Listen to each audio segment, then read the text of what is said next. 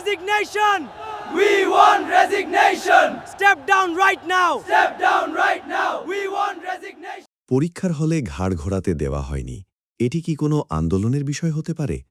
শিক্ষামন্ত্রীর পদত্যাগের দাবিতে পরীক্ষার্থীদের চলমান আন্দোলন নিয়ে ঠিক এই প্রশ্নটি তুলেছেন বিদ্যুৎ, জ্বালানি ও খনিজ সম্পদ মন্ত্রী ইকবাল হাসান মাহমুদ টুকু।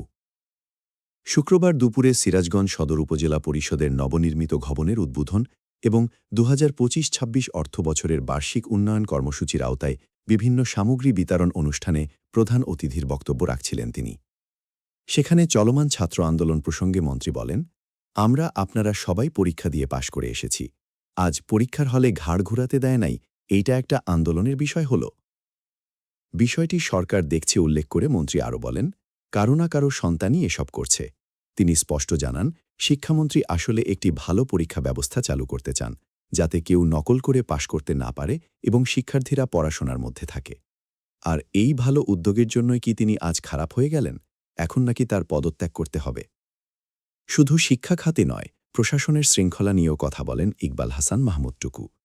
তিনি জানান, গত 6 মাসে প্রধানমন্ত্রী প্রশাসনে শৃঙ্খলা প্রতিষ্ঠার এক অনন্য দৃষ্টান্ত স্থাপন করেছেন। প্রধানমন্ত্রী নিজে প্রতিদিন সকাল 9টার 10 মিনিট আগে সচিবালয়ে পৌঁছান, আর যার ফলে 9টার মধ্যেই সব কর্মকর্তা নিজ নিজ কর্মস্থলে উপস্থিত থাকেন। মন্ত্রী বলেন, এই মুহূর্তে জাতিকে পুনর্গঠন করাই প্রধানমন্ত্রীর সবচেয়ে বড় চ্যালেঞ্জ। বর্তমান সরকার একটি সম্পূর্ণ কল্যাণমূলক রাষ্ট্র গঠনের লক্ষ্যে নিরলস কাজ করে যাচ্ছে বলে দাবি করেন তিনি।